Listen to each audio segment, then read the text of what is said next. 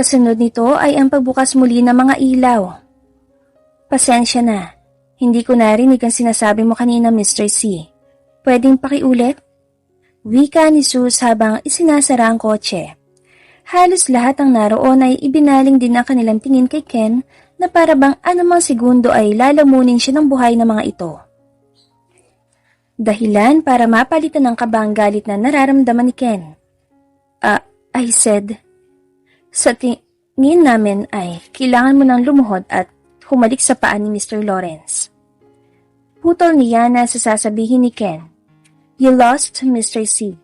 No, you obviously tricked me. He's only a security guard at paano niya mabibili ang ganyang kamahal na sasakyan? Sambit ni Ken. Hindi pa rin lubos makapaniwala sa nangyari. Kahit na mismo ang pinakamahal na kotse sa buong mundo ay hindi tatangkain ni Ken bilhin. Ito pa kayang pinakamahal na gawa ng ENDX ay mabibili ng isang gwardya lang? Hindi na mahalaga kung paano ko nabili ang kotseng ito. Ang mahalaga ay dapat kang tumupad sa usapan natin. Napagana ko ang kotse, ibig sabihin lang ay ako ang may-ari nito. Ikaw na rin mismo nagsabi noon kanina. At tulad nga ng sinabi ko kanina, ay hindi mo kayang tapatan ng pera ang halaga ng kotseng ito. Nalalagay lang na, talo ka nga sa pustahan natin. Napalunok si Ken. Kung alam niya lang na ito ang kotseng tinutukoy ni Zeus, ay baka nagdalawang isip pa siya. You cheated. Baka binalak niyo na to ni Miss Kill bago pa man ako pumunta rito. Napasimangot ang ilan dahil sa kawalan ng common sense ni Ken.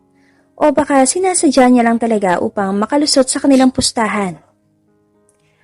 Malinaw naman sa kanilang lahat na talo si Ken base sa napag-usapan nila ni Zeus. Iyon ang katotohanan. Kaya dapat lang na tumupad si Ken sa kanilang usapan.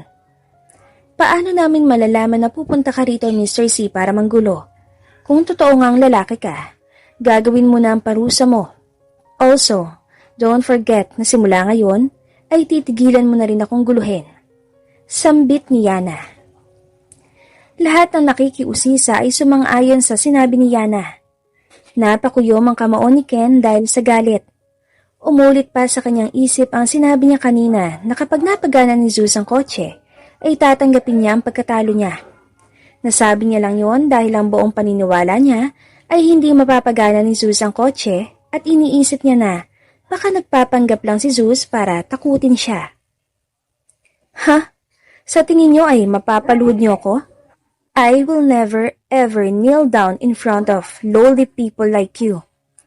Bulyaw ni Ken na partikular na nakatingin kay Zeus. Napabuntong hininga ang mga nakikiusisa maging ang mga sales personnel sabay nailing. Gusto nilang sumbatan si Ken sa kakapalan ng mukha nito pero wala silang sapat na lakas ng loob upang gawin iyon. Napangisi si Zeus, katulad nga ng kanyang inaasahan na mangyayari. Sigurado ka na ba, Mr. C, sa desisyon mo? Huling pagkakataon, gagawin mo ba ang parusa mo o buong pamilya mo ang magdurusa? Numisi lang si Ken sa kabila ng hindi niya matanggap na pagkapapahiya. Are you threatening me? Sa tingin mo ba ay maniniwala ako sa mga pakulo mo? Pagmamatigas ni Ken. Okay, alam ko naman luluhod ka rin mamaya. Malamig na sambit ni Zeus. Binigyan niya na si Ken ang pagkakataon na mag-isip at tinulungan pang bigyan ng ideya kung gaano siya kayaman sa pamamagitan ng kotse. Pero mas pinairal pa rin ni Ken ang kanyang pagiging ignorante, kaya wala na siyang dapat na sabihin pa. Kinuha ni Zeus ang kanyang cellphone at hinanap sa contacts ang numero ni Sigmund, ang kanilang family butler. Hindi niya maaaring abalain sa pagkakataong ito si Darwish. Sa tansya niya ay malapit na ito o baka nga ay nasa parking lot na. Agad naman nag-reply si Sigmund. It's been a while, young Master Lawrence. Siyempre naman magagawa ko ang pinapagawa mo. Maliit na bagay. Just give me a few minutes. Napataas ang kilay ni Zeus. Ilang minuto lang ang kailangan para mabankrupt ang pamilya C. Nakakamangha nga naman talaga ang koneksyon ng kanyang pamilya. Look! Turo ni Ken sa cellphone na gamit ni Zeus. Masasabi niyo bang siya ang may-ari ng kotseng yan kung ganyan lang ang kanyang cellphone? Puna ni Ken sa the keypad na cellphone ni Zeus. I'm telling you, he's lying. Miss Kill is helping him. That's right. Magpapauto ba kayo sa kanya at kay Miss Kill? Dagdag naman ni Greg na parang hinihingi ang simpatsya ng mga nakikiusisa. May pagtataka namang pinagmasdan nila ang cellphone ni Zeus. May punto nga naman si Ken. Kung ubod nga ng yaman si Zeus ay bakit ito nagtitiis sa cellphone na di keypad? Isa pa, ay bakit kailangan niya pang magtrabaho bilang security guard kung totoo ngang mapera naman siya? Ang ilan sa kanila ay napatango-tango at sumang-ayon sa paniniwala ni Ken. Ang ilan naman, kabilang ang mga sales personnel, ay naniniwala na nagpapanggap lang na security guard si Zeus, kaya hindi sila nag-abalang pakinggan si Ken. Hindi ito pinansin ni Zeus, sa halip ay nakatingin lang siya sa cellphone niya. May ilang hindi pa nababasang mensahe na nagmula sa pinagpa-part-timean niyang restaurant, kalahating oras na nakalipas, kaya binasa niya ang mga ito. Catering service ha? Sa tingin ko ay hindi na naman pumasok si Daryl. Tukoy ni Zeus sa kasamahan niya rin sa restaurant na isang full-time employee. Simula 6 p.m. pa dapat ang pasok ni Zeus pero dahil kulang sa tao ang restaurant, ay kinakailangan niyang pumasok na maaga. Uncle! Tuwang-tuwang bulalas ni Ken nang dumating si Darwish. Nagkaroon bigla ito ng pag-asa. Ang arogante nitong mukha ngayon lang ay napalitan ng tila kaawa-awa. Thank goodness you're here. Aktong lalapit pa sana si Ken kay Darwish pero napansin niya ang magkasalubong na kilay nito habang masamang nakatingin sa kanya. Kaya agad din siyang napahinto. What's wrong? Takang tanong ni Ken sa kanyang isip. Muling bumalik ang pag-aalala sa mukha ng ilan sa mga nakikiusisa, mas lalo na si Miss Javier. Halos nakalimutan na nila ang tunay na rason kung bakit sila umabot sa puntong ito. Makukulong nga ba talaga sila? Nilagpasan lang ni Darwish si Ken at diretsyon lumapit ito kay Zeus. Mr. Lawrence, pasensya na sa nagawa ng pamangkin ko. I will handle him from now on.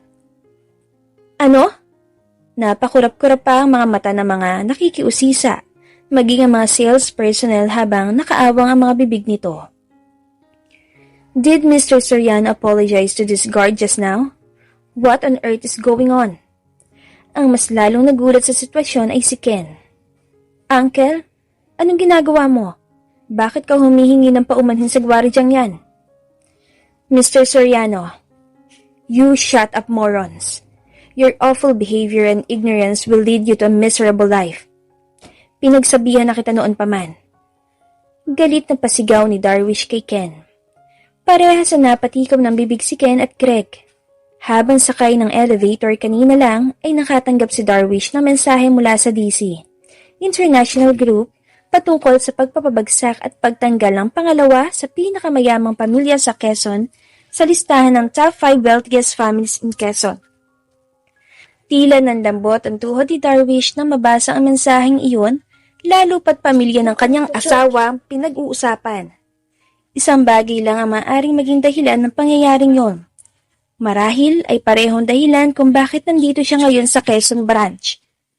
Hindi pa naman sana opisyal ang bankruptcy ng pamilya C pero dahil ang main company ng pamilya Lawrence ang kumikilos ay paniguradon sa puntong ito ay samot-saring mensahe na ang natatanggap ni Frederick, ang pinuno ng pamilya C at ama ni Ken, patungkol sa pagkakabaon sa utang.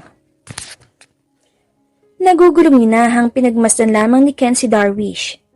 Bakit kinakampihan din ni Darwish si Zeus? Bukod pa doon ay napakagalang din ng tito niya rito. Hindi mo kailangang humingi ng paumanhin sa akin, Mr. Soriano. Ang abusado at sakimong pamangkin ang may kasalanan, hindi ikaw. Siya dapat ang humihingi ng paumanhin, hindi sa akin, kundi ay kay Miss Kill at sa mga sales personnel nito. Wika ni Zeus. Hindi maunawaan ng iilan kung bakit napaka-normal makipag-usap ni Zeus kay Darwish na para bang mas mataas pang estado nito kaysa sa Vice President ng ENDX Corporation.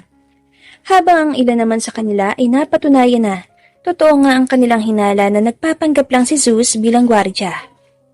Hindi malaman ni Ken kung ano ang kanyang sasabihin. Hindi ba dapat siya itong tinutulungan ni Darwish at si Zeus itong sinusumbatan nito? Apologize to Mr. Lawrence now. Sigaw ni Darwish kay Ken. Bahagya pang nasindak si Ken at ilang nakikiusisa sa pagsigaw ni Darwish. Ang maotoridad nitong boses ay umalingaw sa kabuuan ng palapag. Tinapik ni Zeus ang balikat ni Darwish. Hindi na kailangan, Mr. Soriano. Binigyan ko na siya ng pagkakataon. Pasensya na kung nadamay man ang pamilya ng asawa mo. Hindi sa naging hindi makatwiran ang ginawa ni Zeus sa pamilya si Ken itong pumuwersa sa kanya na gawin ang bagay na yon.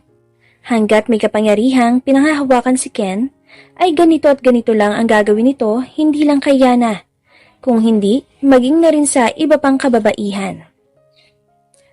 Nag-aalala rin si Zeus na baka maghiganti rin si Ken kay Yana sa hinaharap, kaya ngayon pa lang ay kailangan niya pang baliin ang sungay nito.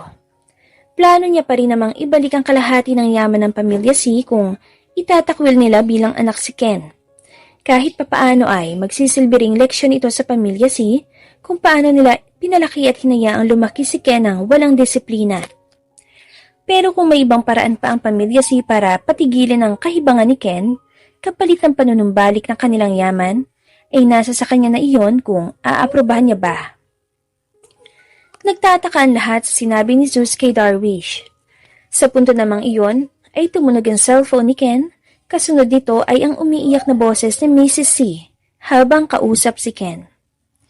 Kasunod na nangyari ay tulad nga ng inaasahan at sinabi ni Zeus kanina. Lumuhod si Ken sa harapan ni Zeus at naiiyak na nagmamakaawa.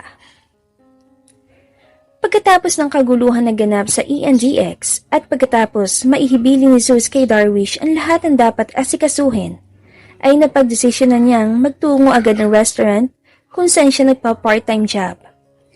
Nadatnan ni Zeus ang abalang mga crew ng restaurant.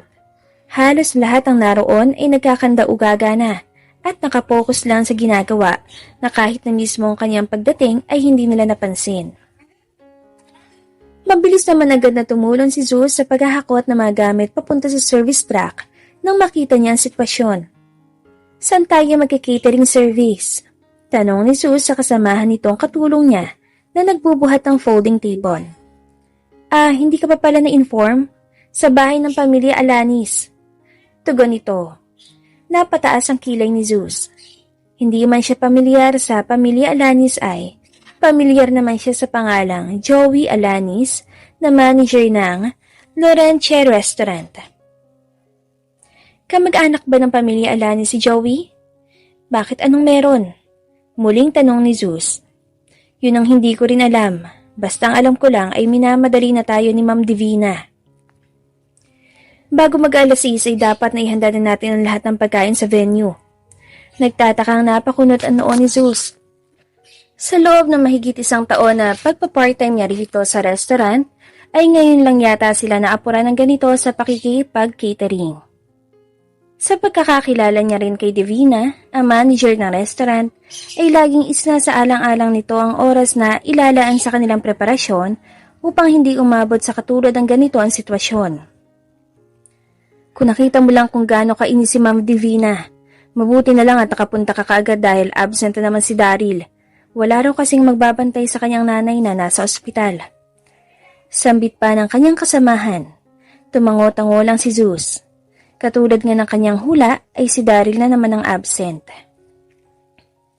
Kung hindi lang maunawain si Divina ay matagal na itong natanggal sa trabaho dahil sa pagiging pala absent. Kahit na may duda na si Zeus sa pagiging pala absent ni Daryl, ay mas pinili nila niyang huwag pakialaman na ng sarili nitong buhay. Kung ano man ang tunay na rason kung bakit nagsisinungaling si Daryl at gumagawa ng iba't ibang alibay upang hindi pumasok ay labas na siya roon. Isa pa ay matalino naman si Divina. Darating din ang puntong mapupuna rin ni Divina ang mga kakaibang kinikilos si Daryl. Faster guys! Double time! Pasigaw na sambit ni Divina na kakalabas lang ng restaurant. Dire-diretso itong nagtungo ng kanyang kotse. Mauna na ako sa venue, Jeff. Ikaw na ang bahala rito. Wika pa nito sa assistant manager pagkatapos ay sumakay ng kanyang kotse. Yes, Miss Salazar. Tugon ni Jeff. Pagkatapos silang maikarga lahat ng kailangan ay agad din naman silang sumunod kay Divina. Habang nasa biyahe, ay panay ang tsismiso ng kanyang mga kasamahan habang si Zeus ay tahimik lang na nakasandalang ulo habang nakapikit ang mga mata. Hindi naman makita. Wala na bang iba?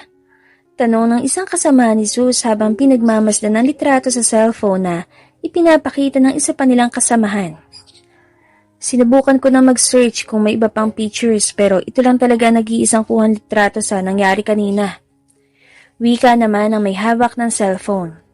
Sabi nila, yan daw ang pinakamahal na sasakyan sa buong mundo. Ibig lang sabihin na ubod din ang yaman na nakabili niyan. Wika naman ang isa pa.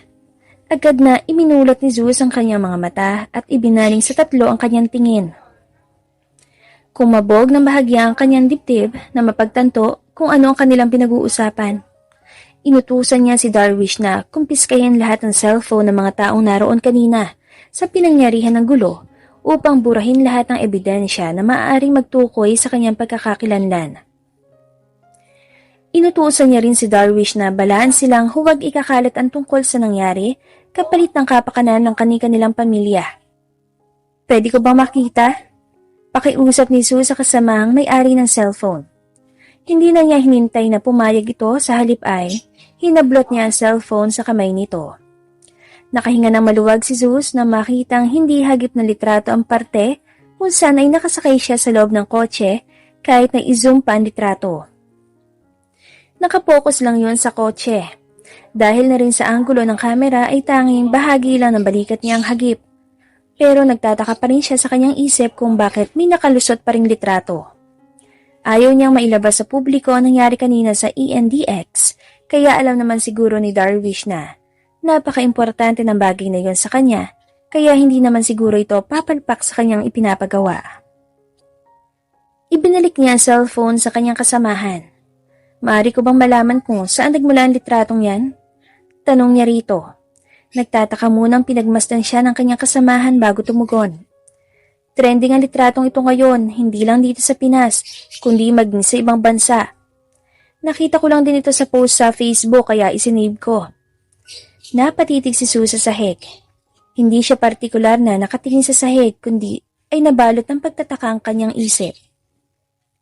Sigurado siyang walang kinalaman si Darwish o ang ENDX Corp sa pagpapakalat ng litrato.